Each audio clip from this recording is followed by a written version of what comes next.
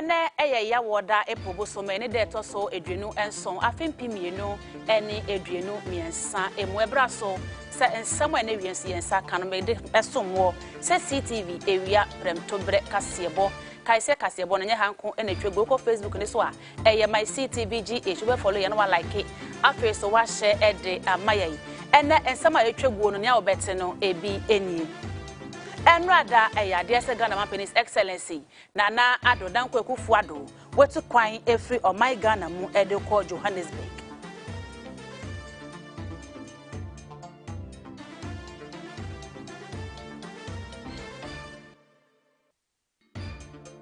Chief Executive Officer Emma Blackstone Equity Limited Nigeria Dr. Sam Ikoku wadi ato ebibiman enim se yemfa media so na yemwo ne mapa yewo ewo ebibiman ho dewuro enkyere wiase afana nyina.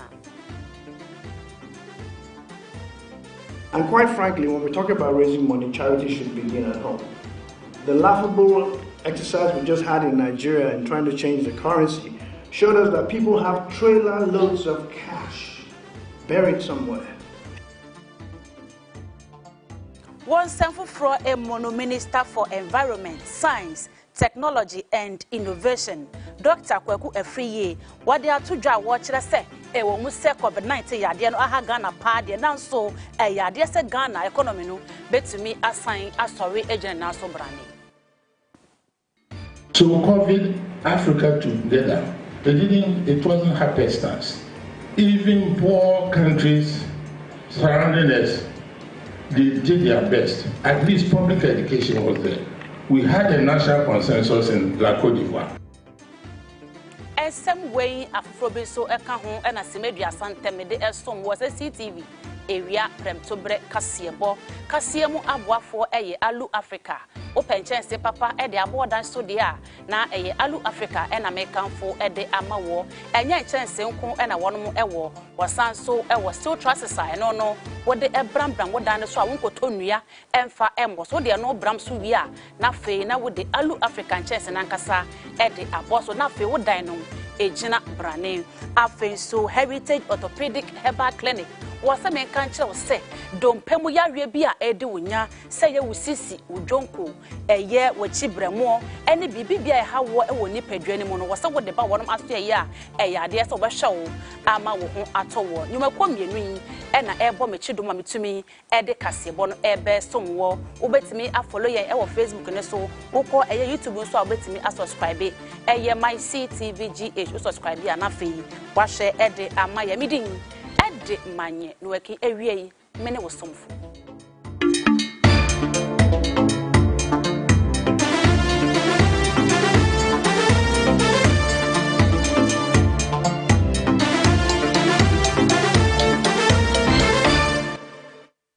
Meda say afe yenhye ensem no ase emfri Ghana Company's Excellency Nana Ado Dankwa Kufuado na kachi na eyade se Democratic Union of Africa annual forum bi ekoso ewo Johannesburg South Africa na yade se enrada eye epobo so mene deto so edwenu ensia afempimienu ene edwenu miensa yem Ghana Company's Excellency Nana Ado Dankwa Kufuado wetukwan efri o my Ghana mu eko Johannesburg. Ghana Company Nana Ado Dankwa Kufuado ejina enkraya Democratic Union of Africa etuma no se wonhyemude ya wo ye na fibia no omra metena pono achi na wo hwese obekasa wodwumedie na se na wabo aka ebibiman abomo enam so Company etu ne nan enra wo kire se ntafie nko anantinti no woni so afo abedi kire ya wo hama no ya wonsem so emrahye bedwani ya wo gine mo amanfo ye wo mampon yewura kwaku ampratwum ena etu sa na moyi a wo kwohwese oforiso obosumeda ye toso aduonu nsia kosi na edun asaso no Company Nana Ado Dankwa Kufuado bejina edomu no ato ayerem akasa e de akire bibiman nyina kwan befa so aka abomo ni adodo ye ho ahwese ye betimi abo ma bibiman apeja esi honomo Company Nana Ado Dankwa Kufuado e de nani besa akire mu o my Ghana oforiso bosume ya etwato na chese da kosiada e na obeba o my Ghana mu ha na saa bre ya woni ho die akonwa no ntimi na pan enti na bedi akire Dr. Mahamadu Bawumia e na ejire mu ahwese obetoto niema ahwese bibia bekoye kopim se Company ebedan na chi asaba. Yetwa ensem no so emfa emma wo na Chief Executive Officer Emma Blackstone Equity Limited Nigeria Dr. Sam Ikoku wade ato edidibebe man nyina enim se yenam media so na yemmo ne mapa ye wo man ho dewuro enkyere wiase afane nyina woto aso a wo kyere se yehwe wiase afane nyina nipa be 7 billion ene ekyire ene wo wiase ne senti ye de media no ebo enwuma kase ene enketo ho dewuro a you know that 80% of all employment is driven by the SMEs. But where international investors are concerned, there's silence on African SMEs. We're always looking for the big names, big brands who can bring in all the money. But what about our people back home who really drive the economies? And I'm suggesting that there should be a global business and news network with an Africa-first perspective. Put on any television set today, you're going to see statistics about foreign companies, how they've grown, what they've done. But look at the great work we've done in Africa. Nobody knows about it. You go and sit on some of the boards of the big companies, they're ignorant about Africa. They have money to spend, but all they hear is the bad news about Africa. Why don't we give them access to hear for themselves and see the good work we've done? So developing global media is not something, this is one area that should be counted as infrastructure. Government should invest in making sure that the African perspective is known. There's a population of 7 billion that needs to hear the story about the opportunities in Ghana, in Nigeria, in Cote d'Ivoire, everywhere else. So this is infrastructure, this is not just business. For Africa, governments must make sure that our story is told. Our people should be acknowledged the way we acknowledge entertainers and politicians and give them awards. The small and medium businesses should be recognized. They drive the economies. And quite frankly, when we talk about raising money, charity should begin at home. The laughable exercise we just had in Nigeria in trying to change the currency showed us that people have trailer loads of cash buried somewhere. And there's the soldiers, the Peruvian economists, gave us statistics to show that we have more money buried under our mattresses than all the foreign aid that's come into Africa since 1956. So the money we want is under our mattresses. How do we get it out? We need to know that we are worthy to be invested in. That's critical. It will provide more visibility for African businesses. It will help counter negative stereotypes and biases about Africa. An example will be letting the boardrooms of the world know that the default rate in Africa is lower than all other developing countries. I think that's information worth sharing. Secondly, we need a new generation of capital market products on top of an African stock exchange with unified regulations. I can't tell you how many times we funded a business and then we have to float them on European stock exchanges, on Asian stock exchanges. We need to have something in Africa.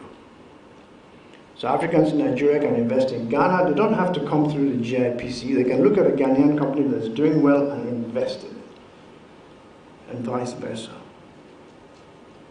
Take out all this separation we have between Anglophone and Francophone countries, unify the regulations, and let the money move around. Not only is our default rate less in Africa, our profit growth is faster than anywhere else. Saya beka ya yade COVID-19 eba ye aman bi wo ho a nipa dodo na ene hwere wonom enkwa ne senti eye Minister for Environment, Science, Technology and Innovation Dr. Kwaku Afriye wade atodwa wo kire mu se yade COVID-19 eba ye yade se aban no ede hyehyepa egu akwan mu ede ma Ghana fo ne senti nipa dodo na entumi anhwere wonom enkwa na wade todwa wo kire se yasan ede nyema pa egu akwan na hyehyepa egu akwan mu a eyade se Ghana economy ya tete apansam besan so asori ejana so a wo kire se enya Ghana ko nebom no ebi ma nyina be sori ejana na so. The way we even fought against COVID, people are not even giving us credit more than we deserve.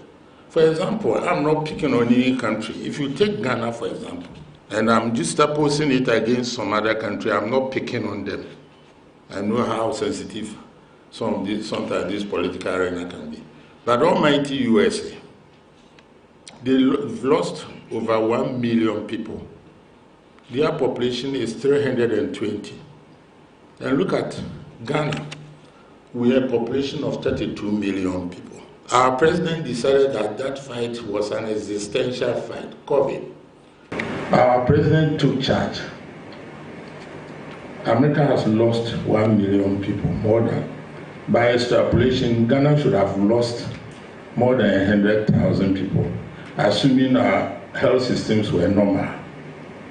But we've lost exactly 1,546 people. So virtually, we didn't lose anything. But a lot of theories have been propounded that because we live in tropical climate, we had a lot of advantage. Maybe, but if you juxtapose it against the losses in Ecuador and Brazil, you will see that it took a lot of human intervention. And in Ghana, I don't know about other countries. That's why I'm giving, examples in the African arena. And I'm picking successes from where we have succeeded. So COVID, Africa together, it wasn't happenstance. Even poor countries surrounding us, they did their best. At least public education was there. We had a national consensus in La Côte d'Ivoire, had a national consensus even in Striveton, Burkina Faso, national consensus in Togo and all that. Even there were a few disagreements here and there. And then we fought COVID. Same thing, we fought epidemics. We've succeeded in fighting Ebola. The EPI program in Ghana is a wonderful success about how human beings can coordinate their efforts and fight and eliminate diseases like measles, tuberculosis, whooping cough, and whatnot. We have fought against the Oncholos medinensis. If you didn't know, that is giveaway. Onchocerciasis. I'm a physician, so I'm taking successes from this arena to say that we can win the economic battle.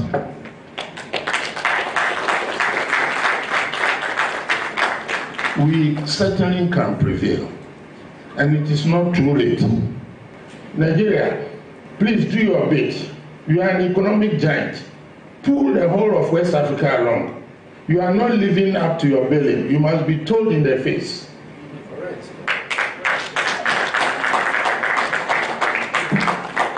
That is what Japan did and pulled the Asian Rim along. The Koreans and whatnot, they would not have developed if Japan had not developed. We are looking up to you, big boy, Nigeria. Oswafo a wɔhwɛ nsase ne ɔboade ne paso Samuel Gyinapo wɔde ato dwa wɔkyɛ mu sɛ aban no de nhyepa egu akom sɛ bɛyɛ na ɔbɛbɔ kwaye ne yensu ahodoɔ ho ban efiri galamsey etu ehu wɔto aso a wɔkyɛ mu sɛ ɛwɔ mu sɛ nipa bi de abeto monte na wɔkyerɛ sɛ aban no ka galamsey etu ehu nanso wɔse enye sa ene tie esan sɛ aban ne mom de nhyepa egu akom sɛ bɛyɛ na galamsey no obetu ase efiri ɔman ne mu kurakura. As you know, the ministry has been rolling out a two-pronged approach in restoring the degraded landscape of our country and restoring the forest cover of our country. First is protecting the forest reserves of our country. And second is engaging in this aggressive afforestation and reforestation. The protection will mean making sure that the various forest reserves of our country are safeguarded, are protected from attack of deforestation, agricultural expansion, cocoa expansion, illegal mining, all the factors which result in forest degradation and deforestation, wildfires and the rest. The Forestry Commission has put in place adequate measures, a plethora of measures to ensure that we protect the forest reserves of our country. And I want to say to the Ghanaian people that whatever it takes to protect the forest reserves of our country, government is putting in place all kinds of measures. In fact, as recently as 2 or 3 weeks ago, we had a retreat and the Forestry Commission briefed Cabinet on the measures that are being taken to protect the forest reserves of our country.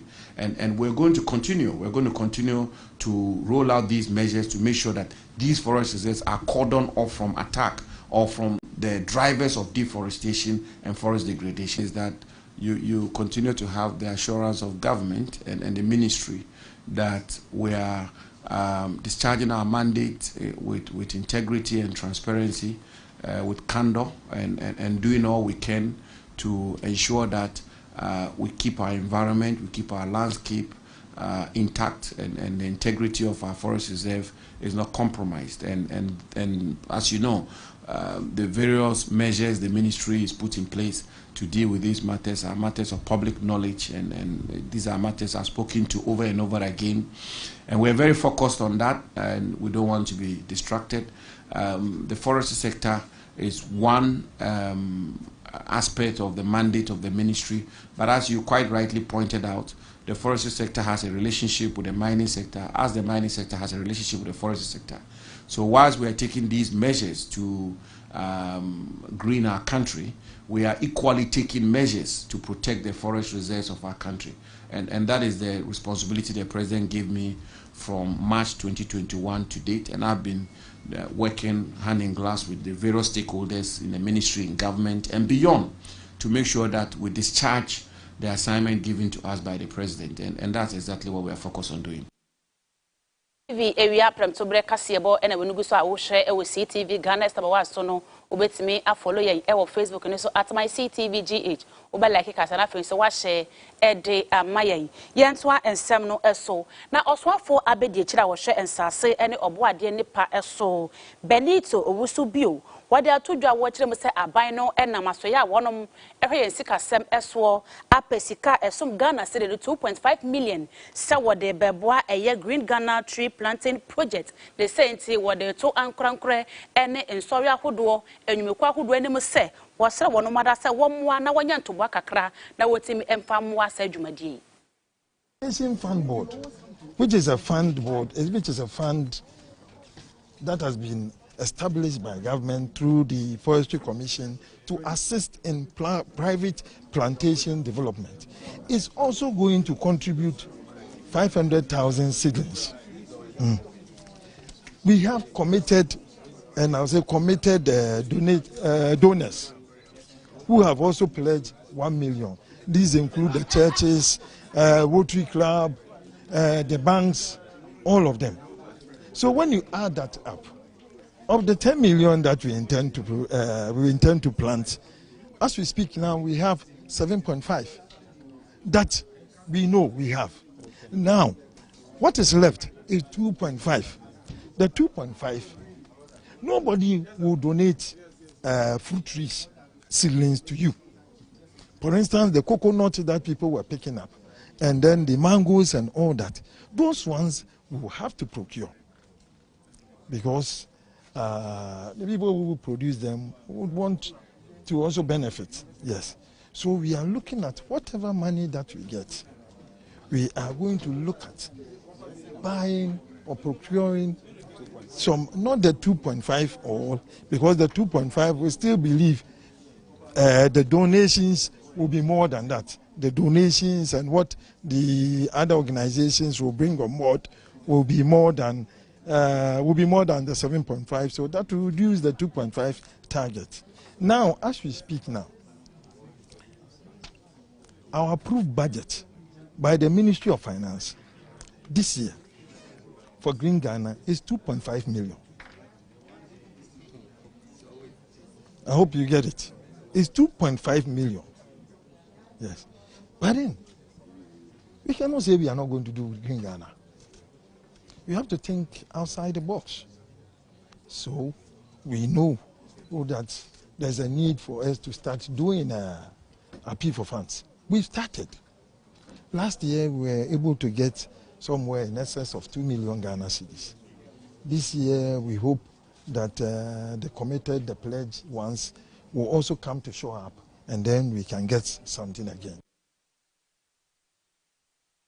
Yentwa ensem no so ewo NDC amanyuko no akache na mampenda da John Dramani Mahama eyade se wa konstrahwe ewo sehwi dwaboso wabra wone eye delegate wonom ewo ho ekasa era wade tu dwa wo kire mu se ye kandom na hye bedwane a wabɔ ne homoden a wabɔ adwumapa ede ama NDC amanyuko no dia na eye na hye bedwane ema omanfo a wonom ewo sehwi dwaboso a eye kwabna mita akando wo se eyade se wa ya ade papapa eye. na mampani dada yera John Dramani Mahama toa ne nto aboso akopie mu wasanti mantemo enede yi a efri ne kopim ne kosi adaso ne fo makomako 9 en wo twen wasanti mantemo ne esi ahene ene etu ahene fo nya bre atwetwe nkomo ne nyina ye botaye esi na nisu se wo sa ba biom na wabeboa mo my Ghana hyehye ahodo edi egu akwan mu no etumi afa ne ntoma pa efra sa bre woni esi ahene ene etu ahene nkita hodie ya wo twen se eye kotonimu abosome ne da ye toso du miensa wo mkwa kwakire wo mbobre ne de frankatu di bre no ama no onya kwan abehim di ama ndc amanyukuo no na afi wabefo oman Ghana kwenya akese no no atena so asom oman no mantemu beye aduonu nso ene ka ho bie ndc mu ye parliamentarians or parliament obie nim say oka say ofa the 5 best MPs are honorable Mita Kando eka ho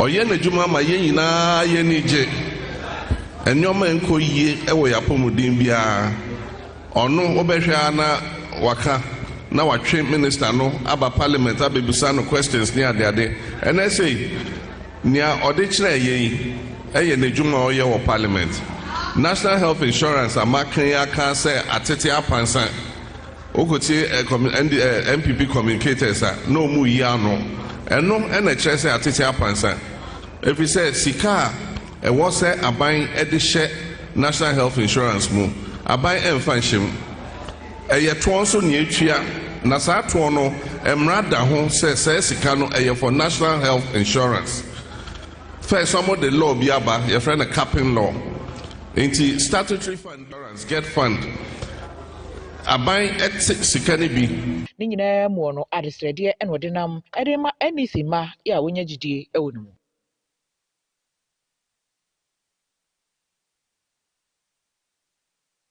Ebusiafo yenko bono mantemu na NDC amanyoko ne kuoma bi a wonom ewo Sunyani West wonom ede atodwa wo kire mu se wode kokobo a emu woden pa ede kwa ma NDC amanyoko ne mpanifo a wonom ewo Sunyani West se wonom ehye wo mo keten se wonto aba no ema nipa empanifo ne pede a ene afempemienu ene edunu nan aba ye beto do so a ene obehu se delegate wonom ena tumi no ekita wo Enchebiana NDC amanyoko no ekoto aba eya kandifo a wonom ebeko akopremrahye bedwa akonwa ne bi ede ama NDC amanyoko ne senti NDC amanyoko ne mebi a wonom ewo Sunyani West constituency wonom ede ato NDC amanyoko ne mpanifo anim se won pese wonom ebehye won kete se wonto aba ema nipa NDC amanyoko ne mpanifo epe Wabra Ernest Yeboa wakasa ema ekuyi ekasa no ena wali tudwa wo kire se eyade se Bono region ene national executive for ema NDC amanyoko no epese wonom ede afimpimienu ene eduenu parliamentary candidate aye Millicent Amankwa Yeboa wonom epese wono a ena wosan so eto aba no ede ma no ne senti candidate ahodo a wonom pese wosi akwan ne bi no eyade se wonom disqualify wom on the Jordan ade Bonada na omra megine den ne ballot number enti papa de nim se oni obia ne den eni asem nhwehwemu a yakoye ye efa papa engineer Ernest Ayensu no e kire se ye papa oto naba ewo Odomase maize market Odomase branch eho ena ne din ewo NDC register mu and membership number eye D021170038 say ye vetting committee no e kire se engineer Ernest Ayensu dini no ye frɛ bibi green line kire say udin wo green line achi ana kire say wontwa 4 years ewo NDC book mu ana NDC party no na mo ye kɔhwehwɛ ye no ewo sa Odomase maize market book no no ye hwehwɛ ye mu ya ne kire say ye papa atwiro ne din on the 2017 anuanom 2017 ye the 4 years kan ho a sen 2021 which is last year krano NDC abeka ho a na chese ye more than 6-7 years na chese papa ni din eba bukuru mai den ache wakasa wie ye ena Madam Naomi Anto a ono so eye NDC amanyoko no ko ba mapa enso editu dwa wo chem se wonom anhye ansesa niam ni ama wo mo a eyade se prime minister no wonom ebe sorry edietia papa Mahama ganya de anka kwabradufo ene eyi beba be contest no etia wase ye ba mu ema sa nipa miensa no obi aye na adwuma na se wo mu ye wo mu adwuma no na ne obenya aba no ni ya di abana ma no ye nyina ya di support be kwa akota sa ndi pakro na chi na mom se wo ma ama kwan ama sa amiensa ni nyina ama am ya hu se we ni ya to abana ma ne dia eni esunya wase ha de ye di abana de free ewe su kosi president so de enya di abano ye beto ni krokro mo no Emmanuel esi kwabena enso editu dwa wo kyerem say ya na 2020 am people for call or yes say on no post wa parliament yenya 137 yam pese sa de no abesi NDC diem na yenya 137 bi yesre say mpanfo onabo ase edunkatia national for mesa monka mom na ye nyina ye nka mom ba ko say afi 13 for abaye koto no obia nko na asundwe nya den emra se omo ama Minicent onabo account wa ne Anestia yensu ankwade aba ne de ye beto skat ambraus ebisafo yenko ayensu ano na NDC parliamentary aspirant back ho eyade se wode ne nsa ato ne nsa yemi a wosre delegate a wonom ho se du so se wonom eto aba na wonto emfama no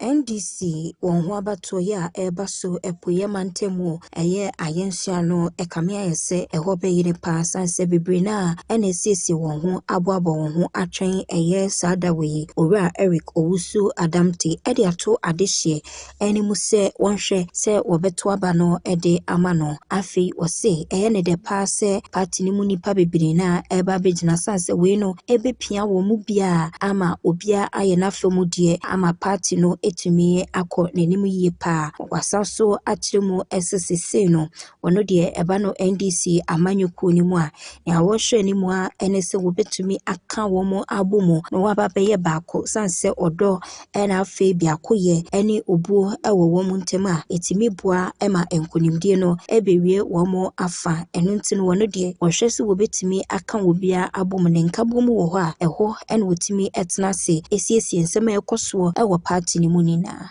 when bia ye be faso ye be lobby for jobs say ye police say ye customs say ye immigration say ye military we need team and ye common fancy kakra ye be lobby we do fufu o mugina mechi enye adwuma we ye no free ha ye agrarian economy the agriculture drives the economy in this constituency.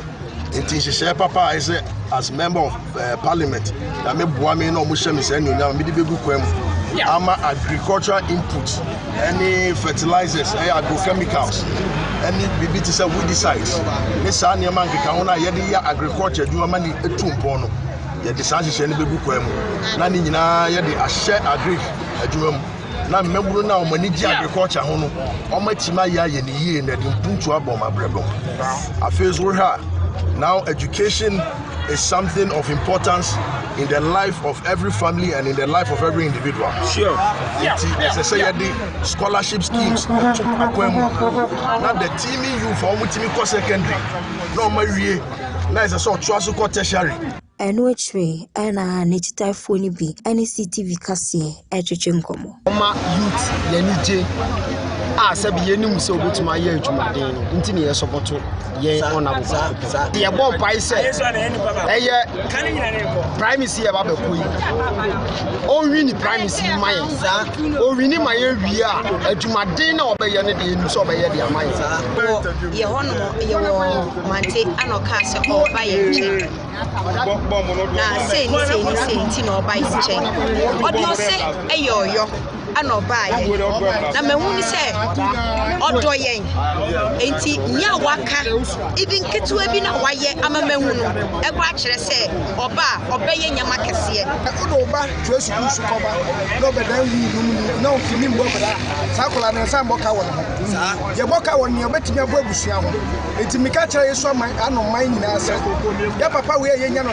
me afara nto chacha ade kire se no ba ba yi efi amene bia ye degu busia kontonchi bia ye degu ya bra wa yeso ano ndisi fo ya bra this is the time I was in nyina asore waka ye to aba no waka ye yi ye ne yotimi ba di ye efi kwaso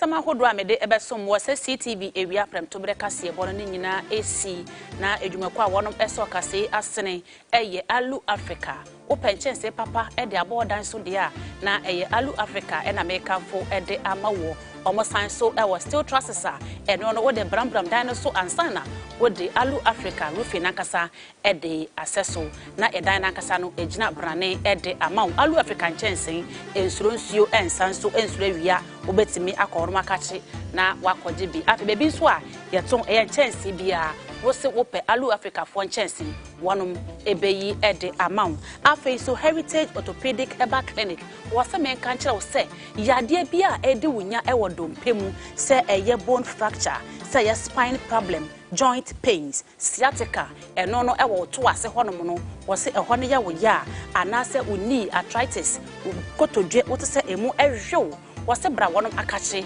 na won show enye no kwa omosan so ehwe obi a wo hypertension eye prostate disorder infertility bone cancer any typhoid enye no kwa womosan so ewo eye chiropractor expert wo kwa odompe ne baby atoche mabia no wonom ede obeto mfidie so na wonom atene ede amawo na ma wanya wapomdi mapa mepato hwe omachira kwan a wonom ewo eye off East Legon Hills eye behind Nana Melcom ne echipe na wonom ewo afen so kokofo adua so de a wonom ewo Hackman Junction eno no ewo eye Efidrasi kofodua Efidrasi Hackman Junction eye Heritage Orthopedic Herbal Clinic wonom ewo ho afen so mo amwo eye Kumase Asante Mantem no monko eye Konongo eye Patransa ehon so wonom ewo ho akwa wonom ebe show kama opese wo frɛ eye doctor Yite number eni obetimi afrɛ no ewo 0244